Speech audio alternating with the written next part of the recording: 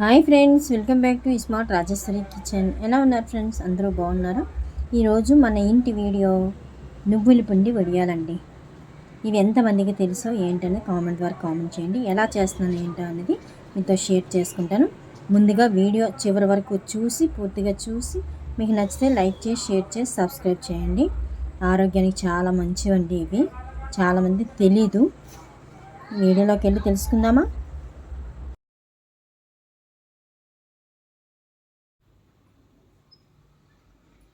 చూసారు కదా, ఇదేనండి నువ్వుల పిండి అంటారు. అలాగే తెలకపిండి అని కూడా అంటారు. నువ్వులు నూనె ఆడించగా వచ్చేదాన్ని ఇదిగోటండి, ఇదే తెలకపిండి. అంటే తైలం తీసే పిండి, ఆయిల్ తీసిన తర్వాత వచ్చిన పిండి అనమాట. చూసారు కదా, ఇలాగా మనకి అదే కొబ్బరి నూనె అది దీపాలకి పెట్టుకునే ఆయిల్ అది అమ్ముతారు కదా, వాళ్ళ దగ్గరికి వెళ్ళి అడిగితే ఇస్తారు. తెలకపిండి అంటే ఇస్తారు. నేను కేజీ తెచ్చుకున్నానండి. తెచ్చుకొని ఇదిగో ఇలాగా గిన్నెలో వేసుకొని మునిగినంత వరకు వాటర్ వేసుకోవాలండి. అలా వాటర్ వేసుకొని 2 రోజులు అలా వదిలేస్తే చక్కగా బాగా నానిపోతుందండి. ఒకవేళ వాటర్ తర్వాత రోజు చూసి వాటర్ సరిపోకపోయింది అనుకోండి, ఇంకో కొద్దిగా కూడా వాటర్ వేసుకోవచ్చు. నేను 3 రోజులు అలాగే మూత పెట్టి ఉంచేసానండి. 3వ రోజు ఉదయానికి తీస్తే చూసారా చక్కగా నానిపోయింది. ఇలా నానిపోద్దండి. పైన వైట్గా వస్తుందండి, బూజులాగా వస్తుంది. అది తీసి పక్కన పడేయవచ్చు. చూసారు కదా, ఇలా నానిపోయింది. మొత్తం కింద నుంచి మీద వరకు అంతా కలుపుకుంటే ఎక్కడైనా నానకుండా చిన్న చిన్న ముక్కలు ఉండిపోతే అవి తీసి పక్కన పెట్టేసుకోండి. నాకు మటుకు మొత్తం నానిపోయిందండి.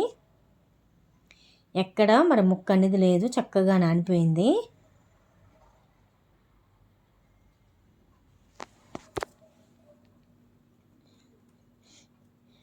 ఇప్పుడు ఇది ఒక క్లాత్లో వడగట్టుకోవాలండి. దీంట్లోంచి వడగట్టిన తర్వాత వాటర్ వస్తుంది. ఆ వాటర్ తీసేసి అప్పుడు వడియాలు చేసుకుంటే చాలా బాగుంటాయండి. కొంతమంది ఇలాగా నానబెట్టేసి అందులోనే అన్నీ కలిపేసి వడియాలు చేసేసుకుంటారు. నేనైతే ఎప్పుడు వడగడతానండి. అందులోనే కస వస్తుంది అనమాట. ఆ వాటర్ తీస్తే కస పోద్దని నేను ఎప్పుడు వాటర్ తీసేస్తుంటాను. ఆల్రెడీ మన ఛానల్లో వీడియో ఉందండి.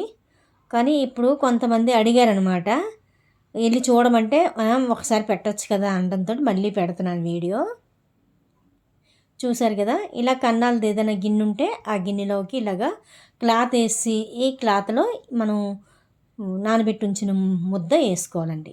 వేసేసుకొని ఇలాగా 4 వైపులా క్లాత్ చుట్టేసుకొని గట్టిగా టైట్గా కట్టేసుకోవాలి. కట్టేసుకుంటే దాంట్లో వాటర్ అంతా వచ్చేస్తుందండి. దాని మీద ఏదైనా వెయిట్ పెట్టుకోవాలి. చిన్నవి ఉంటాయి కదా పచ్చడి రోళ్ళు, అదే ఎక్కువ వెల్లుల్లి అవి దంచిన రోళ్ళు ఉంటాయి, బరువుగా ఉంటాయి కదా చిన్నవి. ఆ రోలు పెట్టేసుకుంటే చక్కగా వాటర్ అంతా బయట కిందకి కారిపోతుందండి. చూసారు కదా, ఇలాగ చుట్టుకోవాలన్నమాట. చాలా మంచిదండి, హెల్త్కి కూడా చాలా మంచిది. అప్పుడులోని చిన్నప్పుడు ఈ వడియాలు చిన్నపిల్లలు తినకూడదు, చదువు రాదు అనేవారండి. కానీ మరి ఇది ఎందుకు అంటారో తెలియదు నాకు ఇప్పటికి కూడాను. కానీ మేము 10th అయినంత వరకు వడియాలు తినేవాళ్ళం కాదండి. తినిచ్చేవారు కాదు చిన్నపిల్లలకి. చూసారు కదా, ఇలాగా బరువైంది పెట్టుకోవాలి. ఏదైనా పర్వాలేదు, బరువుగా ఉన్నది. నేనైతే చిన్న రోలు పెట్టుకున్నాను, పచ్చడి రోలు. చూసారా వాటర్ ఎలా కారుతుందో, అందులో వాటర్ ఉన్నంత వచ్చేస్తుంది, కసలాగా వస్తుంది అనమాట. ఒక 2-3 గంటలు అలా వదిలేస్తే దాంట్లో ఉన్న వాటర్ అంతా బయటకు వచ్చేస్తుందండి.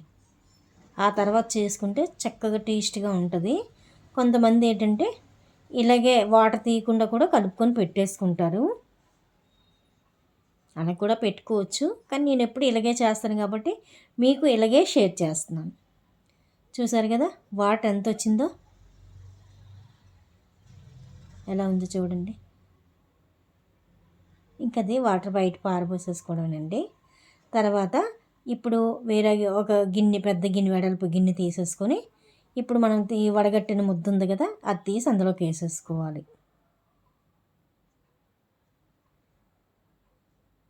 మీరు కూడా చేసుకోండి ఫ్రెండ్స్. తెలియకపోతే మీరు చేసుకొని మీకు ఎలా వచ్చిందో కామెంట్ ద్వారా కామెంట్ చేయండి. నచ్చితే ఒక లైక్ చేసి షేర్ చేయండి.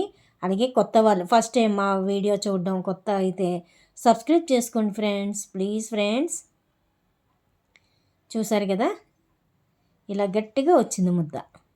ఇప్పుడు ఇదంతా గిన్నెలోకి తీసేసుకుందాం. ఇలా కాటన్ క్లాత్ మెత్తడిదైతేనే వాటర్ అంతా బయటకు వచ్చేస్తుందండి. ఇంకే క్లాత్ అయినా వాటర్ రాదు కదా, కాటన్ది అయితేనే చక్కగా వాటర్ కింద దిగిపోతుంది. ఇప్పుడు ఇందులోకి మనం పచ్చిమిర్చి అది వేసుకోవాలండి. మా అమ్మాయి అండి కుక్కలా కరుస్తుంది మమ్మీ అని. ఇప్పుడు ఇందులో పచ్చిమిరపకాయలు 1/2 కేజీకి ఎక్కువ తీసుకున్నానండి. కారంగా ఉన్నాయి. కొద్ది కారం తక్కువ ఉంటే ఒక 1/2 కేజీ తీసుకోండి. చూసారు కదా, పండు మిరపకాయలు అయితే ఇంకా టేస్ట్గా ఉంటుంది వడియం. ఇప్పుడు వెల్లుల్లిపాయలు ఒక 1/2 కేజీ, అలాగే నిమ్మకాయలు 10 అండి. ఇవి చిన్న నిమ్మకాయలు, రసం చాలా తక్కువ ఉందండి, అందుకని నేను 10 నిమ్మకాయలు తీసుకుంటున్నాను. రసం ఎక్కువ ఉన్నదైతే ఒక 6 కాయలు అయితే సరిపోతాయి. అవన్నీ రసం అది పక్కన తీసి పెట్టుకొని పచ్చిమిర్చి మిక్సీలో కచ్చాపచ్చా కొట్టుకోవాలండి. వెల్లుల్లిపాయ చేత్తో అదే ఒక రోకల్లో వేసుకొని దంచుకొని ఉంచుకోవాలి. పొట్టుతోటే వేసేస్తున్నానండి, పొట్టు తీసి కూడా వేసుకోవచ్చు. అలాగే సాల్టు, వాము, అలాగే పొడి కారం ఉంటే అదే కారం చూసుకొని వేసుకోండి. ఇప్పుడు ఇందులోకి ఇవన్నీ కలిపేయాలి. వెల్లుల్లి పచ్చిమిర్చి పేస్టు, వాము ఒక 4 స్పూన్లు, సాల్ట్ ఒక 4 స్పూన్లు. చూసారు కదా, నేను ఎప్పుడు చేస్తాను కనుక అంచనా మీద వేసేస్తున్నానండి. మీరు కొద్దిగా చూసుకొని వేసుకోండి. ఒక్కొక్క సాల్ట్ ఎక్కువగా ఉంటుంది, ఒక్కొక్కటి ఎంత వేసినా చప్పగా ఉంటుందండి. అందుకనే సాల్ట్ మటుకు చూసుకొని వేసుకోండి. నాకు కొద్దిగా కారం తక్కువగా ఉందని మళ్ళీ పొడి కారం వేసానండి. ఇప్పుడు పులుపు, మనకి ఈ పులుపు వేయడం కూడా పుల్లగా కారంగా వాము వేస్తాం, వెల్లుల్లి వేస్తాం, పచ్చిమిర్చి ఇవన్నీ వేసి మంచి టేస్ట్ వస్తుందండి. ఈ నిమ్మకాయ పండడం వల్ల పుల్లగా కూడా ఉంటాయి, చాలా టేస్ట్గా ఉంటుంది. ఇప్పుడు కారం వేసుకున్నానండి 2 స్పూన్లు. అంతేనండి, మొత్తం అంతా మిక్స్ చేసుకోవాలి. కిందకి మీదకి కలుపుకొని మొత్తంగా అంతా పట్టేటట్టు కలుపుకోవాలి. పచ్చి ముద్ద కూడా ఉంచుకొని ఒక 10 రోజుల వరకు ఉంటుందండి ఫ్రిడ్జ్లో పెట్టుకుంటే. అలా కూడా తినొచ్చండి, చాలా చాలా టేస్ట్గా ఉంటుందండి. ఒక్కసారి మీరు తెలియకపోతే మట్టుగా వీడియో పూర్తిగా చూసి చేసుకోండి ఫ్రెండ్స్, చాలా బాగుంటుంది.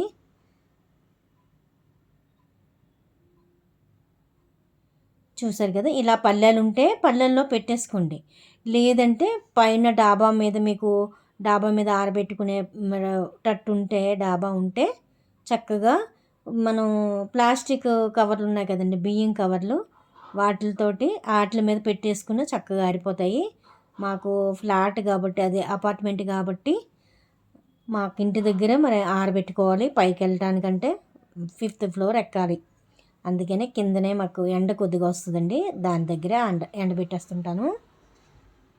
బాల్కనీలోకి వస్తుంటుంది అనమాట. చూసారా, ఇలా అనమాట రౌండ్గా ఉండలు చుట్టుకొని 2 వేలతో ఇలా నొక్కితే అలా అయిపోద్దండి.